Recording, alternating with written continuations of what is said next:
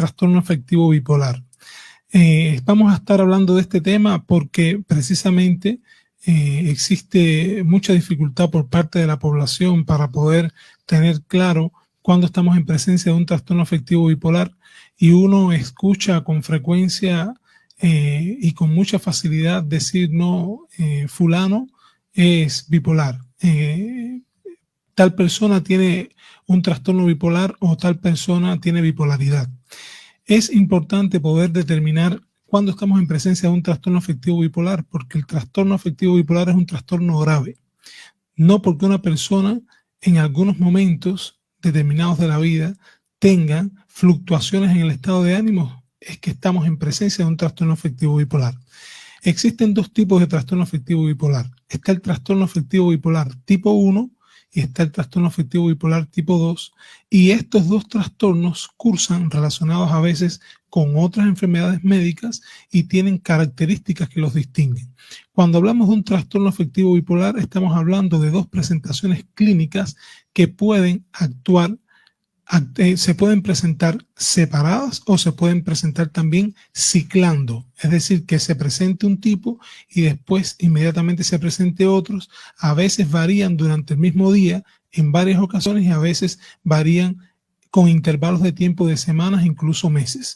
Estamos hablando de una presentación clínica en el trastorno afectivo bipolar del estado de manía, y otra presentación clínica es la depresión. Y está también la hipomanía y la depresión mayor, ¿sí? Ahora, cuando estamos hablando de manía, nos estamos refiriendo a un estado en el que la persona siente sentimientos de grandiosidad y hay un aumento de la autoestima. Pero no estamos hablando de personas que generalmente las características clínicas que los distinguen es que tienen una autoestima elevada. Hay personas con características de personalidad que sienten que son, por ejemplo, inteligentes, que sinceramente no tienen complejos de ningún tipo, que son personas, como dicen algunas personas por ahí, son poco complicadas, pero esto no significa que tengan un estado de manía. En el estado de manía, la persona, cuando está estable, no tiene nada que ver con estos síntomas. Y si tienen características similares a las que vamos a describir, en el estado de manía se exacerba. Entonces, en la manía, la persona tiene un aumento de la autoestima más allá de lo normal y sentimientos de grandiosidad. Estamos hablando de una persona que siente que descompensadamente puede llevar varias empresas, puede ser dueño de negocios, se puede introducir en deudas importantes porque empieza a planificar negocios, proyectos. Generalmente la persona tiende a disminuir la necesidad de sueño. Siempre en los estados de manía se afecta el sueño grandemente, la persona deja de dormir y empieza a introducirse en actividades dirigidas a realizarlas incluso en momentos donde los demás están durmiendo. Durante el día, las actividades que debe realizar durante el día muchas veces las realiza durante la noche. Si es en el caso de la mujer, se le puede levantar en las madrugadas, por ejemplo, a barrer, a limpiar, a hacer cosas de la casa que normalmente se hacen durante el día. La persona en estado de manía tiene una verborrea y una aceleración del pensamiento importante. Nos damos cuenta que tiene una gran locuacidad. La persona tiende a hablar constantemente, siente que sus pensamientos tienen una velocidad mayor que la de los demás y puede llegar a tener incluso fugas de ideas. Las fugas de ideas es que el paciente habla tanto que de pronto pierde el hilo conductor de la conversación y no se acuerda qué es lo que estaba diciendo. Y para volver a conectarse con el tema, incluso a veces hay que ayudarlo. Entonces, también es una persona que en algunos momentos siente más energía de lo normal, y esta energía puede ir encaminada, por ejemplo, a verticalizarse, a trabajar mucho más en el trabajo, a tener un aumento de la libido sexual importante. Entonces, estamos hablando aquí además que en la manía aparecen síntomas psicóticos. La manía, el 75% de las personas que sufren de manía tienen ideas delirantes, tienen alucinaciones que pueden ser auditivas o visuales. Entonces, estamos hablando de un cuadro complejo, un cuadro grave. La otra forma de presentación, que es la depresión mayor, el paciente generalmente en el trastorno afectivo bipolar no solamente siente tristeza, sino que hay emocionalmente la persona se apaga de una manera que es lo que se le denomina anedonia. No existe expresión facial que pueda llegar a determinar un estado emocional específico. La persona tiende a dormir durante casi todo el día, la persona pierde el interés por las actividades que anteriormente resultaban placenteras, aparece pérdida de peso a pesar de comer moderadamente bien, pero además también disminuye el apetito, aparecen ideaciones suicidas, intentos autolíticos importantes en el momento que se está produciendo la depresión mayor en un estado de trastorno afectivo bipolar tipo 1. Ese es cuando está muy alta el problema. Efectivamente. ¿Por qué es importante hablar de trastorno Fabricio afectivo bipolar tipo 1? Porque el tipo 1 se describe con la manía. La manía es ese estado que describimos anteriormente, pero que cursa con síntomas psicóticos. El paciente tiene ideas delirantes, tiene alucinaciones y además de esto, tenemos que aclarar que para diagnosticar el trastorno afectivo bipolar tenemos que estar convencidos de que el paciente ha tenido por lo menos en su vida un episodio maníaco o hipomaníaco. Este episodio maníaco, si no se presenta, no podemos hablar de un trastorno afectivo bipolar porque así lo establece la Clasificación Internacional de Enfermedades y también el DSM-4 y el DSM-5, pero puede ser que antes del trastorno de la manía se pueda presentar episodios depresivos, pero hasta que no se presente un cuadro de manía no podemos hablar que estamos en presencia de un trastorno afectivo bipolar. ¿Pero esto se puede controlar? Sí se puede controlar. Se puede controlar porque existen tratamientos farmacológicos y tratamientos no farmacológicos. Es importante recordar que en el trastorno afectivo bipolar no existe una causa única. O sea, existen factores, es multifactorial, se le adjudica una responsabilidad bastante alta a las causas genéticas, también a los factores medioambientales. No es lo mismo la persona que se cría en un ambiente donde predominan, por ejemplo, discusiones importantes, donde existen consumo de drogas, y es importante también determinar esto. Existen a veces comportamientos que parecen trastornos afectivos bipolares y no lo son.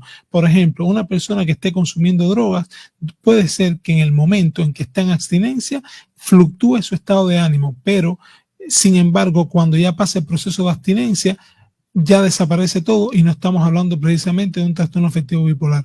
Para hablar, por ejemplo, de una manía tenemos que estar hablando de estas características clínicas descritas anteriormente que se den por lo menos mínimo durante una semana, casi todo el día y durante casi todos los días de la semana. ¿Los casos son muy frecuentes en Esmeraldas o no? Sí son frecuentes, lo que en muchas ocasiones existen alteraciones en los diagnósticos. Para diagnosticarlo tenemos que estar bien claros primero de cuáles son estas características clínicas. Tenemos que tener en cuenta, por ejemplo, que generalmente el trastorno afectivo bipolar afecta tanto a hombres como a mujeres. Sin embargo, el trastorno afectivo bipolar tipo 1 tanto a hombres como a mujeres, y el tipo 2 afecta más generalmente a las mujeres. Y a la hora de diagnosticarlos tenemos que tener en cuenta que tenemos que darnos el tiempo, tenemos que ir a la historia de vida de la persona. Se estima que el trastorno afectivo bipolar tipo 1 aparece fundamentalmente en edades promedios a partir de los 18 años. El trastorno afectivo bipolar tipo 2 aparece generalmente a partir de los 20 años. Y se describe también, se estima que el 60 millones de personas aproximadamente en el mundo padecen de trastorno afectivo bipolar, pero en muchas ocasiones tampoco se diagnostica adecuadamente. El trastorno afectivo bipolar se utiliza desde el punto de vista farmacológico, siempre tiene que llevar tratamiento farmacológico. Si el trastorno afectivo bipolar no tiene tratamiento farmacológico, tenemos que dudar de que lo sea. Una persona con un trastorno afectivo bipolar desarrolla cuadros maníacos y tiene que llevar un tratamiento farmacológico. ¿Por qué? Porque estamos hablando aquí de alteraciones neurobiológicas que existen en su organismo y que no se pueden controlar solamente porque hagamos terapias psicológicas. Puede llegar a enloquecer, puede llegar a perder la razón. De hecho, en la manía la persona pierde la razón. Hay una pérdida del contacto con la realidad, donde en muchas ocasiones después le preguntas a la persona lo que hizo y no lo recuerda. Entonces, es importante, cuando hablamos de que puede perder la razón, no estamos hablando de una esquizofrenia, estamos hablando de un trastorno mental grave igual que la esquizofrenia y tan discapacitante que genera un deterioro clínico significativamente en el área personal, laboral, familiar, porque además las personas que están lidiando con personas con trastorno afectivo bipolar sufren mucho porque en muchas ocasiones no saben cómo manejarlo. En determinados momentos, por ejemplo, cuando es en el hombre tiene otras características. Generalmente en el hombre se asocia la manía a irritabilidad, a agresividad, a querer, por ejemplo, que predomine todo lo que él dice. En muchas ocasiones funciona así. La persona comienza a hacer compras desmedidamente y, por supuesto, cuando empiezas a comprar desmedidamente, a introducirte en créditos en los bancos, y después no tienes con qué cancelar. Esto genera una disfuncionalidad familiar importante que generalmente crea crisis familiar. Entonces, si mientras más pasa el tiempo y no se diagnostica oportunamente, el paciente también se agrava. ¿Qué medicamentos se utilizan para este trastorno afectivo bipolar? Generalmente tenemos que utilizar neurolépticos, que son medicamentos encargados de disminuir los niveles de dopamina en el caso de los estados de manía, para poder disminuir la agitación psicomotriz, la verborrea, la aceleración del pensamiento, las ideas delirantes y las alucinaciones. Hay que también introducir los estabilizadores del estado de ánimo. Los estabilizadores del estado de ánimo son extremadamente importantes porque es un trastorno afectivo bipolar. Si no lo utilizamos, corremos el riesgo de que no se compense. En muchas ocasiones también hay que utilizar ansiolíticos juntos con estos medicamentos. En el trastorno en la presentación depresiva tenemos que utilizar la mayoría de las veces también neurolépticos que trabajen para aumentar los niveles de serotonina en sangre, usar antidepresivos, pero tenemos que utilizarlo con cautela. ¿Por qué? Porque cuando utilizas el antidepresivo, si no tienes un buen seguimiento del paciente, puede pasar a un estado de manía o puede inducir el estado de manía y esto complica también el tratamiento. ¿Qué parte de nuestro organismo es la más afectada cuando hay este problema? La parte del organismo más afectada es el sistema nervioso central. Es el sistema nervioso central. ¿Por qué? Porque la persona con un trastorno afectivo bipolar precisamente tiene una afectación en el sistema nervioso central, pero con repercusión en otros órganos. Tenemos que tener en cuenta, por ejemplo, ¿por qué decimos lo principal, el sistema nervioso central? Porque los elementos implicados pertenecen a este sistema.